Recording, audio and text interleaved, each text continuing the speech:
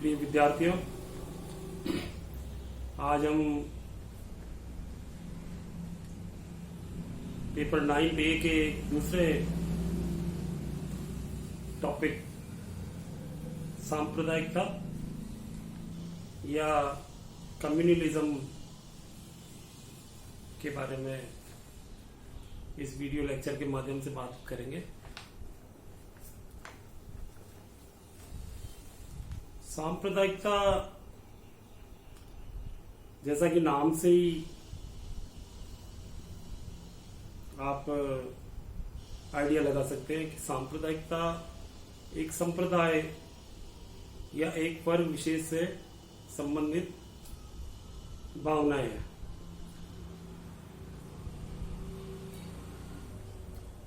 ये जो है समूह की सामूहिकता, उसकी एकता से संबंधित है। एक संघ में अपने संप्रदाय से संबंधित संकुचित विचार सांप्रदायिकता कहलाते हैं।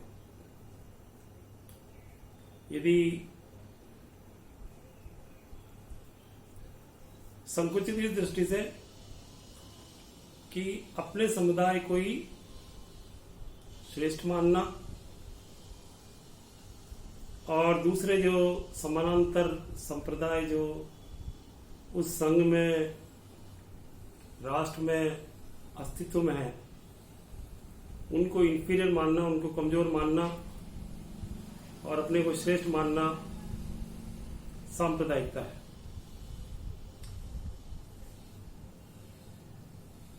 बीसवीं शताब्दी में इस सांप्रदायिकता के टर्म का ज्यादा उपयोग हुआ।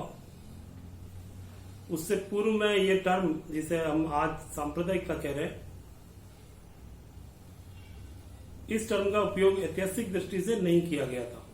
हालांकि यदि आप इतिहास के अलग अलग कालखंडों का, अलग अलग साम्राज्यों के उत्थान और पतन के इतिहास पढ़ेंगे वर्ल्ड वाइड, केवल भारत में ही नहीं, तो आपको सांप्रदायिकता मध्यकाल में भी दिखती है। लेकिन सांप्रदायिकता का जो टर्म है कम्युनलिज्म, वो मुख्य तौर पर 20वीं शताब्दी में ज्यादा उपयोग में लिया गया, या उसके जो अर्थ है जो 20वीं शताब्दी में निकाले गए। एक और बात जो सांप्रदायिकता को समझने के लिए बहुत जरूरी है, वो ये है कि सांप्रदायिकता हमेशा इतिहास से प्रेरित होती है। एकाएक कोई भी सांप्रदायिक नहीं हो जाता। उसका एक समूह का एक बैकग्राउंड है, हिस्टोरिकल बैकग्राउंड, उसको सांप्रदायिकता की ओर ले जाता है। इसको भी समझना जरूरी है। और सांप्रदायिकता भारतीय उपमहाद्वीप की, जिसमें भारत है, पाकिस्तान है, बांग्लादेश है, श्रीलंका है, जो जिसको दक्षिण एशिया का हिस्सा भी भौगोलिक दृष्टि से दक्षिण एशिया में जो क्षेत्र पड़ता है, उसकी तो ये विशेषकर बहुत ही प्रमुख समस्या रही है। ये समस्या बहुत ही विकराल रूप धारण करती जा रही है। लोकतांत्रिक पद्धतियों के शासन को अपनाने के बाद भी सांप्रदायिकता अपने विभत्स रूप में, अलग अलग रूपों में इन देशों में मौजूद है। इसने कई देशों का बंटवारा करा दिया, जैसे भारत, पाकिस्तान, बांग्लादेश। ये तो स्पष्ट उदाहरण है कि ये सांप्रदायिकता के कारण ही विभाजन हुए। इसके अलावा जो हिंसा है, धार्मिक जो सांप्रदायिक हिंसा है, उसमें लाखों लोग 20वीं और 21वीं शताब्दी में मारे गए। और वैसे तो इसको दक्षिण एशिया की समस्या मूल रूप से विकराल समस्या माना गया, लेकिन सांप्रदायिकता कहीं न कहीं अमेरिका, यूरोप, अफ्रीका और ऑस्ट्रेलिया में भी देखने को मिलती है। सांप्रदायिकता के 3 आधार मुख्य तौर पर रहते हैं, जिसमें प्रथम तो धर्म है। धार्मिक सांप्रदायिकता तो स्पष्ट रूप से दिखती है। उदाहरण के तौर पर आप हिंदू मुस्लिम सांप्रदायिकता को ले सकते हैं। 1947 में जो भारत पाक विभाजन हुआ वो इसी सांप्रदायिकता की वजह से हुआ।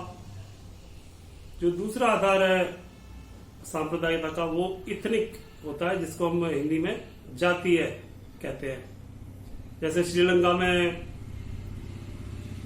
जो उग्रवाद की समस्या थी, जो लिबरेशन LTTE ने जो कई वर्षों तक संघर्ष किया, वो तमिल और जो श्रीलंकाई मूल और तमिल मूल के लोगों के बीच में राजनीतिक अधिकारों के लिए जो संघर्ष शुरू हुआ, वो सांप्रदायिक और आतंकवादी संघर्ष में कन्वर्ट हो गया, बदल गया। इसके आगे जाकर ये किस रूप में चला जाता है? सांप्रदायिकता भावनाओं से जन्म लेती है और उसके बाद एक्शन में ये युद्धों में, आतंकवाद में इनके विकृत रूप हमारे को देखने को मिलते हैं। तो सांप्रदायिकता के जो 3 आधार है, उसमें पहला तो धर्म था, धर्म है। दूसरा जाति है, इथनिक क्लैशेस जो होते हैं। और तीसरा आधार जो सांप्रदायिकता का वो भाषा से भी जुड़ा हुआ है। जैसा आपने देखा होगा कि हिंदी को जब भी एक राष्ट्रभाषा बनाने की बात होती है तो दक्षिण भारतीय राज्य तमिलनाडु, केरल, आंध्र प्रदेश, जहां पर हिंदी कम बोली जाती है, कम लिखी जाती है, वहां पर इसका विरोध किया जाता है। तो आप खुद ही समझ सकते हैं कि सांप्रदायिकता राष्ट्रवाद के बिल्कुल एक विपरीत विचार है। जहां राष्ट्रवाद एक संपूर्ण राष्ट्र की एकता का सिंबल होता है, वही सांप्रदायिकता केवल अपने समूह तक, अपनी धर्म तक ही सीमित होकर रह जाती है। तो ये इसलिए इसको एक संकुचित विचार कहा गया है। भारत में ब्रिटिश उपनिवेशवाद के दौरान जो है सांप्रदायिकता के टर्म का उपयोग हुआ, या पहली बार इसको ब्रिटिश उपनिवेशवाद के काल में देखा गया। इतिहास की पुस्तकों में इसको लिखा गया। उससे पूर्व के इतिहास में सांप्रदायिकता के दृष्टिकोण से इतिहास लिखा नहीं गया। यद्यपि मेरा ऐसा मानना है कि जिसका भी शासन रहा, चाहे वो इस्लाम हो चाहे अंग्रेज हो, उनमें जातीयता की, धर्म की जो भावनाएं थी, उनमें सांप्रदायिक तत्व तो बहुत पहले भी मौजूद थे, लेकिन उसको उस दृष्टि से देखा नहीं गया जैसा कि उपनिवेश काल में इसको देखा गया। आप देखिए कि अंग्रेजों ने अपने औपनिवेशिक सिद्धांतों मजबूत करने के लिए, भारत में अपने राज्य को मजबूत करने के लिए हिंदू और मुसलमानों को आपस में लड़ाने में उन्होंने कोई कसर नहीं छोड़ी। उदाहरण के लिए 1909 के मार्ले मिंटो एक्ट में सबसे पहले सांप्रदायिक प्रतिनिधित्व को स्वीकार किया गया। मुसलमानों के लिए इस एक पृथक प्रतिनिधित्व को 1909 के मार्ले मिंटो एक्ट में स्वीकार किया गया। इससे ये सांप्रदायिकता और बढ़ी। और इधर तो हिंदुओं का प्रतिनिधित्व करने के लिए ब्रिटिश काल में हिंदू महासभा अस्तित्व में आई, और उधर मुसलमानों का प्रतिनिधित्व करने के लिए 1906 में मुस्लिम लीग अस्तित्व में आई। और ये दोनों ही संगठन जो है अपने अपने संप्रदायों का प्रतिनिधित्व करने लगे। 1947 तक आते आते ऐसा लगा जैसे राष्ट्रवाद जो भारत की स्वतंत्रता चाहता था और सांप्रदायिकता जो भारत का बंटवारा चाहती थी, इन दोनों के बीच में बहुत रेस या एक दौड़ देखने को मिली। और एक तरफ जहां भारत ने, राष्ट्रवाद ने 1947 में भारत को अंग्रेजों से आजाद कराया, वही सांप्रदायिकता ने भारत के 2 टुकड़े करवा दिए। तो दोनों के परिणाम हमने देखे कि राष्ट्रवाद का जो परिणाम था वो भारत की स्वतंत्रता के रूप में आया और सांप्रदायिकता का जो परिणाम था वो राष्ट्र के विभाजन के रूप में आया।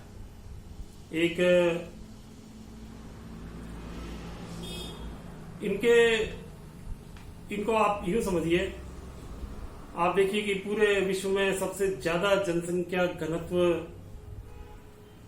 दक्षिण एशिया में है। भारत, पाकिस्तान, बांग्लादेश, ये तीनों देश जो है बहुत बड़ी जनसंख्या वाले देश हैं और बहुत ही गरीब मुल्क हैं। बहुत बड़ी संख्या आज भी इन देशों की गरीबी रेखा से नीचे चल रही है, जहां बेसिक सुविधाएं जो मनुष्यों को मिल नहीं पा रही है। लेकिन सांप्रदायिकता के कारण बंटवारा और बंटवारे के बाद दोनों देशों के बीच में शत्रुता, कटुता, इन चीजों ने इन गरीब मुल्कों का कितना धन हथियारों की होड़ में और सेना की शक्ति को बनाए रखने में, युद्ध लड़ने में कितना धन इसमें व्यर्थ गया होगा। यदि वो पैसा, वो धन गरीबों के उत्थान में लगाया जाता तो आज इन देशों की वो स्थिति नहीं होती। तो एक विचार, एक संकुचित विचार, वो किस प्रकार से, कितने व्यापक उसके प्रभाव होते हैं। और कुछ लोग सिर्फ इससे खुश हो गए कि वो इस्लामिक राष्ट्र बन गया पाकिस्तान, या भारत में भी कुछ लोग ये देखे होंगे कि जितने सांप्रदायिक लोग थे जो अलग देश की मांग कर रहे थे वो हमसे अलग हो गए, अच्छा रहा, झगड़ा खत्म हुआ। लेकिन किसी भी प्रकार का डिस्प्यूट खत्म नहीं हुआ और उस सांप्रदायिकता के कारण हुए बंटवारे से जो पाकिस्तान में जिन मुसलमानों को भारत से अलग किया गया, उससे कई अधिक संख्या में मुसलमान भारत में रह गए। आज भी जो है जितने मुस्लिम पाकिस्तान में रहते हैं उससे कहीं ज्यादा भारत में रहते हैं। तो फिर संप्रदाय के आधार पर जो बंटवारा हुआ उसका कोई औचित्य नहीं था। बेहतर होता कि हम संकुचित विचार छोड़कर मानवता के उत्थान के लिए कार्य करते, लेकिन ऐसा हुआ नहीं। इतिहास के विद्यार्थियों को ये जानना बहुत जरूरी है। इसके अलावा कुछ एग्जांपल्स मैं आपको देना चाहूंगा कि सांप्रदायिकता ने रिसेंटली मॉडर्न इंडियन हिस्ट्री में, पर्टिकुलरली 19वीं और 20वीं शताब्दी में कितना उन्होंने नुकसान किया। 16 अगस्त 1946 को मुस्लिम लीग ने डायरेक्ट एक्शन डे डिक्लेयर किया था विभाजन की मांग को लेकर, और इसके अंदर 4000 लोग मारे गए। 1947 में भारत विभाजन में 2 लाख लोग मारे गए और 14 लाख लोग बेघर हुए। 1971 के बांग्लादेश के नरसंहार में 3 लाख बंगाली मारे गए। 1984 में, देखिए केवल ये सांप्रदायिकता हिंदू मुस्लिम ही नहीं है, ये पंजाब में जो आतंकवाद चला खालिस्तान समर्थन में, उसमें भी हजारों लोग मारे गए।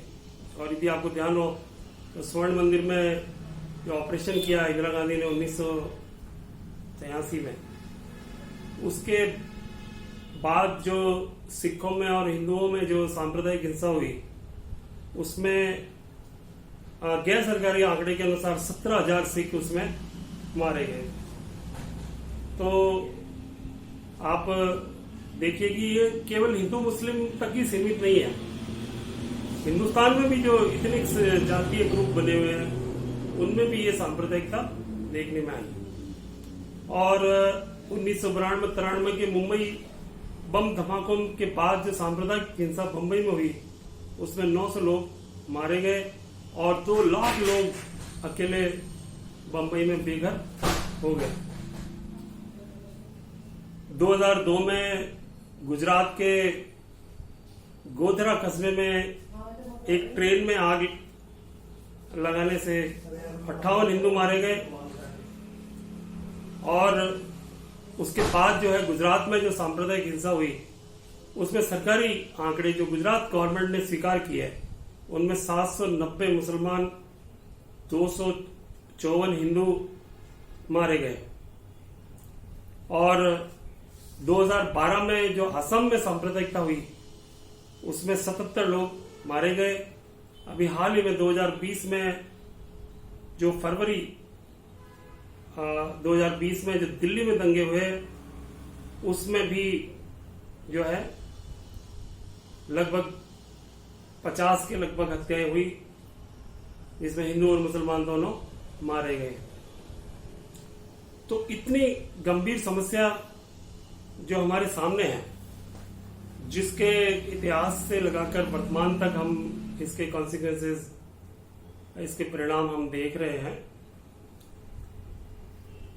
अब सांप्रदायिकता भारतीय संदर्भ में इसके कारण क्या है, इसका ओरिजिन कहां से हुआ, इसको किसने हवा दी, किस कारण से ये और अधिक बढ़ी, इन कारणों का सेपरेट रूप से अध्ययन करना बहुत जरूरी है। और इतिहास के विद्यार्थियों को ये जानना जरूरी है कि किस प्रकार ये जो सांप्रदायिकता है उसने भारत देश का विभाजन करवाया और उसके बाद भी, विभाजन के बाद भी ये शांत नहीं हुई और इससे क्या क्या नुकसान हुए इसका अध्ययन हम इसके कारणों में अलग से इसका अध्ययन एक अलग लेक्चर में हम करेंगे। Thank you.